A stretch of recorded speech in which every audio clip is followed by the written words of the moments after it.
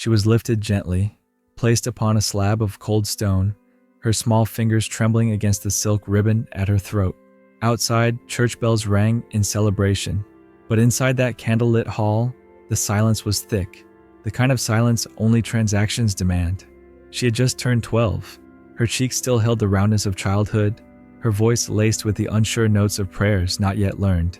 The night before, her first permanent tooth had fallen out. She had dreamt of golden-haired princesses and warm summer air. But this morning, her childhood had been officially buried beneath the weight of a wedding gown 2 sizes too big, and a vow she couldn't understand. The man standing across from her, hands twitching slightly as he accepted the bridal pendant, was 42. He had ridden 3 days to be here. He didn't look her in the eye. His gaze lingered on the parchment, where her dowry had been itemized. 2 plots of land, 12 sheep, and a crate of wine sealed for noblemen. That night, her body, not yet prepared to bleed, would be expected to lie beside his. The sheets would stain red, and no one would call it a crime. They would call it legitimacy, a union, a duty. And if she died in childbirth at 13, as many did, a small white cross would mark her grave, adorned with praises for her devotion. Her name would fade, forgotten, reduced to a number in a church record, a vessel that once carried a son. In medieval Europe, church doors did not open to heaven. They opened to the tomb of childhood, and within those walls, children like her became collateral. They were given the name wife before they could write their own. The white gown she wore didn't bless her, it sentenced her. Before we dive into the forgotten stories of survival and suffering, if you enjoyed learning about the hidden truths of history, consider hitting the like button and subscribing for more content like this. And please comment below to let me know where you are listening from. I find it wonderful that we are together, exploring these ancient stories from different parts of the world, connected across time and space by our shared curiosity about the past. Long before her name was erased by history, her fate had already been written, not by love, but by law. In the labyrinth of medieval Europe's power structure, marriage was not a union of souls, but a currency of bloodlines. And among the highest towers and darkest chapels, girls were not daughters. They were future contracts, negotiated, measured, sealed. The church, the crown, and the coin all conspired in silent agreement. A girl's body could secure peace, land, or legacy. 12 was not an age, it was a threshold. 14, a deadline. Under canon law, passed down and enforced by cloaked men who never held daughters of their own, the age of consent was fixed, 12 for girls, 14 for boys. And unlike many laws scribbled on dusty scrolls, this one was actively implemented, celebrated even. Parish records still whisper the truth. Names of child brides written in ink now faded by time. Agnes of Rouen, married at 9. Helena of Verona, pregnant at 11. Margaret Beaufort, wed at 6, pregnant by 12, mother by 13. Her hips had not yet widened, her womb not yet awakened, and yet they called it fruitful. The man who impregnated her, Edmund Tudor, 24, a soldier with noble ties, died before ever holding his newborn son, and Margaret, torn and near death, would never bear another child. Her trauma became legend, but not because it was rare, because it was expected. Such unions were not accidents of excess. They were design. Behind every forced wedding stood a ledger. Daughters of noble blood were weighed like cattle, their value calculated by dowry, lineage, fertility. One crate of silk could delay a wedding. One herd of sheep could secure a count's favor. But love? Irrelevant. Consent? A luxury for widows. And so, from birth, girls were raised not for freedom, but for transfer. At 3 or 4, noble girls were sent to other households, not to play, but to be trained. There they learned courtly obedience, how to pour wine without sound, how to walk without looking upward, and, beneath whispers and candlelight, how to please a man she had never met. It was called preparation. What it truly was conditioning. By 5, engagement ceremonies. By 8, betrothal contracts. By 10, fittings for the bridal veil. All of it choreographed, not for joy, but for control. The engagement itself was a performance of ownership. The girl would stand, often crying, beside a man she could not name. She wore miniature adult gowns, her hair curled like a queen's. Her hand was placed into his, not with tenderness, but with finality. And when the priest said, "Amen," the transaction was done. No returns. Economics drove the blade deeper. The dowry, that ancient bargaining chip, was rarely a gift. It was an invoice. Lands, coins, flocks, gold goblets, and political favors all scribbled into contracts thicker than the Bible. In many, specific clauses demanded results. The wife shall produce a male heir within 3 years. The marriage shall be consummated by the next full moon. If barren, the bride's family shall forfeit estate. Some even outlined sexual frequency. Others banned contraceptive herbs. Not for moral reasons, but because pregnancy meant control. Because to be pregnant, again and again, was to be docile, dependent, and near death. But law alone wasn't enough. The whip came cloaked in scripture. From the pulpit, sermons declared, "Woman was made for man. Suffering is her sanctification." Marriage was sold as salvation, even when it became a slow death. And for the girls who resisted, punishment was swift. Some were beaten, discreetly if noble, publicly if poor. Others were locked in convents for unnatural rebellion. There they scrubbed stone floors in silence, praying not for God's love, but for escape. No legal term existed for marital rape. Once the contract was signed, a girl's body became her husband's property. Consent was not needed. If she bled, if she screamed, if she tried to run, the church turned its face and the law turned its blade. Even medicine served the system. Physicians wrote of youthful disorders, a euphemism for shattered pelvises, internal hemorrhages, stillbirths. They created tonics for marital hysteria, salves for torn flesh, bleeding regimens to purify sinful wombs. But they never asked why girls needed them. And so the gown was never hers. It was stitched for power. The veil she wore was not for modesty, but for silence. These weren't exceptions. These were structures. Marriage in medieval Europe was not an act of love. It was a tool, sharpened by dynasty, wielded against daughters, and sanctified by institutions built to forget their names. Her childhood wasn't taken in a single night. It was peeled away, layer by layer, beneath lace and linen, beneath sermons and silence. From the moment her engagement was sealed, a dry ritual between men in velvet robes, her body stopped belonging to her. She became a vessel, wrapped in brocade, trained in quietness. Every glance she made had to be downward. Every thought that fluttered was folded into obedience. There was no room for rebellion in the halls of noble houses. Rebellion in a girl was considered illness. Defiance was labeled melancholia, hysteria, or spiritual rot. And so she learned to survive through compliance. At dawn, she rose with the maids, washed in cold water, and practiced curtsying until her knees bruised. Meals were consumed in silence, elbows tight, back straight. Her voice was tuned for politeness. Her mind, emptied of questions. When she bled for the first time, the midwife whispered congratulations. Not for her health, but for her readiness. She was now fit. But even this transformation wasn't enough. Before the wedding night, she was inspected, not only for physical maturity, but for temperament. She was observed as livestock might be. Was she docile? Did she flinch under touch? Could she bear children? Priests prayed over her belly. Physicians murmured about pelvic width. And in private, elder women passed down secrets. How to please a man too large, too rough, too impatient. How to bite your lip through pain. How to hold your breath so the moaning wouldn't shame the household. They called it wisdom, but what it truly was inheritance of trauma. The wedding arrived not with celebration, but with choreography. She was dressed by others. The veil was fastened over her eyes, not to shield her modesty, but to blind her from what was to come. The feast was not hers to enjoy. Meat and wine filled the bellies of men toasting contracts. Her body was toasted more than her name.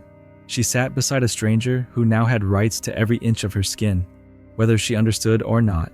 And then came the bedding ceremony, a tradition older than her lineage. The crowd followed her to the chamber. She was lifted, again, by unfamiliar hands. Her gown was removed in front of witnesses, her limbs pale as wax in the torchlight. They laughed, they clapped, they made crude jokes as her husband climbed into bed. The door closed behind him with a finality more brutal than iron bars. What happened after was not recorded. It never was. But her body remembered. The following days brought no rest.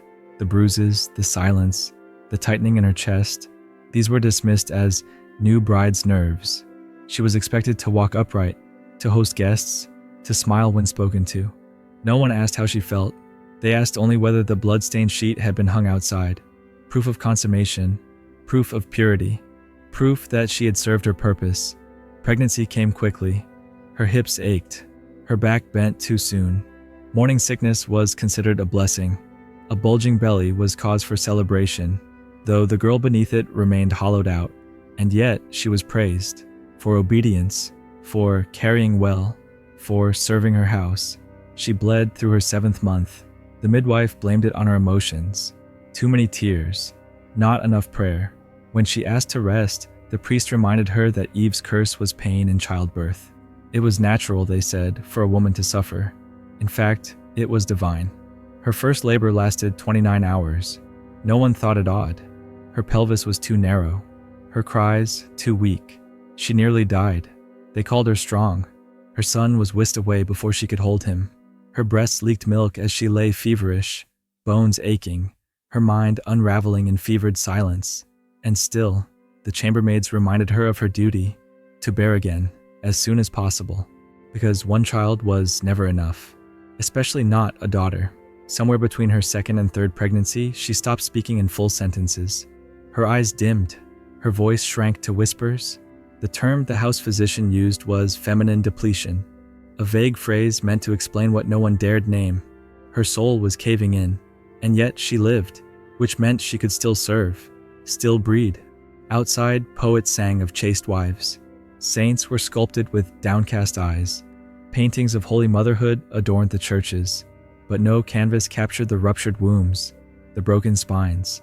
The little girls turned into grave markers. Her story was not unique. In fact, it was model behavior. Across Europe, thousands more followed the same path, from cradle to altar to coffin, each one a link in the chain of lineage, each one silenced but necessary. The gown was never hers. The name wife was never a title. It was a sentence. By 14, her bones had begun to warp, not from disease but from expectation. Her pelvis cracked silently with each contraction. Her spine bent from years of carrying children she had not asked for. Her skin, once soft with youth, now bore scars, some visible, others branded into her nerves. She no longer flinched when touched. Her body had learned the choreography of survival. Head down, breath held, muscles tight. What once had been pain was now routine. She had lost 2 children, both buried before their names were spoken aloud. One stillborn, the other drowned in fever. No mourning was permitted. The priest simply murmured that God takes the purest first. She didn't cry. Tears were a luxury of the well-fed, the safe, the unburdened. She was none of those things. Her meals were cold by the time they reached her. Her hands trembled even in summer, and every night, when the manor fell quiet, her mind fractured into memories and noises. Footsteps down halls, doors closing, the weight of flesh, the voice that said, "Stay still." The healers called it melancholia matrimony, marital melancholy, a condition so common it was written into medical texts.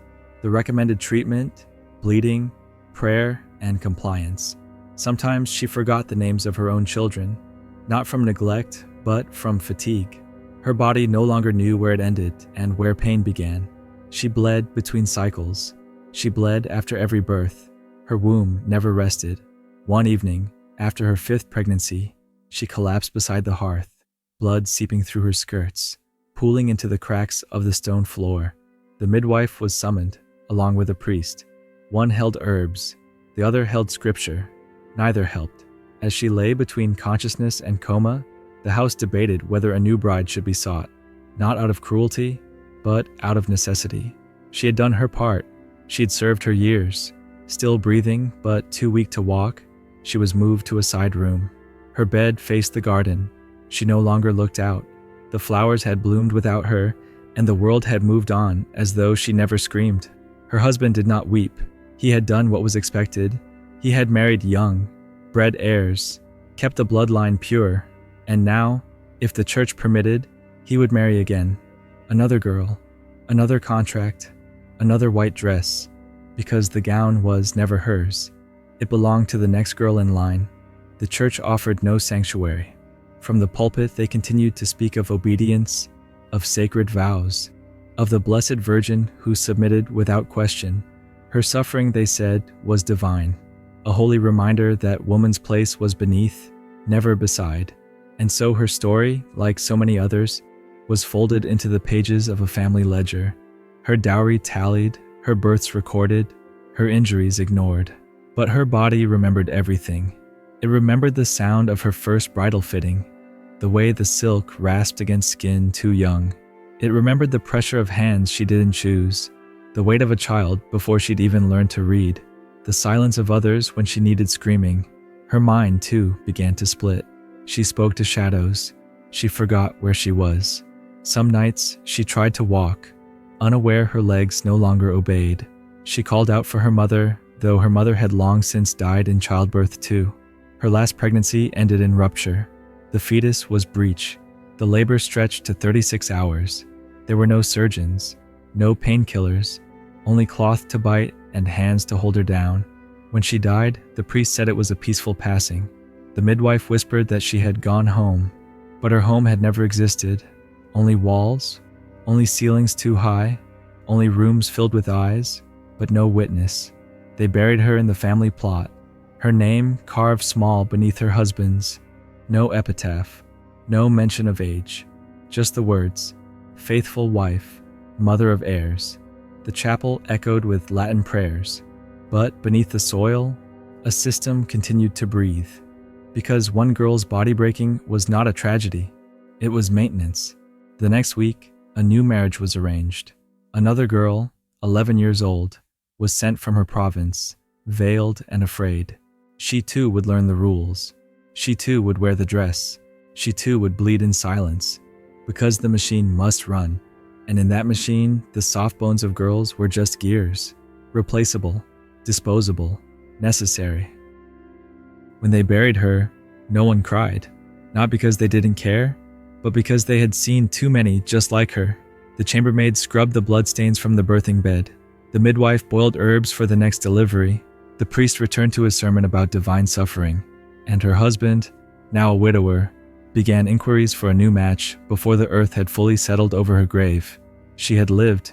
She had obeyed. She had died. The system had no further use for her. Her name remained in church records, written in careful ink beside the words, Uxor Fidelis, faithful wife. But the woman herself, the girl once afraid of her own veil, had vanished like breath on cold glass. The children were told she had gone to God. Her eldest daughter, just 7, asked if she would return. No one answered. The silence fell heavy, not out of mourning, but out of precedent. These things happened. Women died. Girls died. The wheel kept turning. And in time, the daughter was dressed in her mother's wedding gown. It had been altered, of course. Hem raised, lace repaired, bloodstains bleached until only the faintest hue of rust remained at the waist. The girl wore it with the same wide eyes, the same stiff shoulders, the same silence. Inherited, because silence too was passed down, not through blood, but through survival. The servants saw it coming. They had watched this house through generations. Daughters made wives before they were women, mothers buried young, fathers seeking alliances before tombstones had cooled.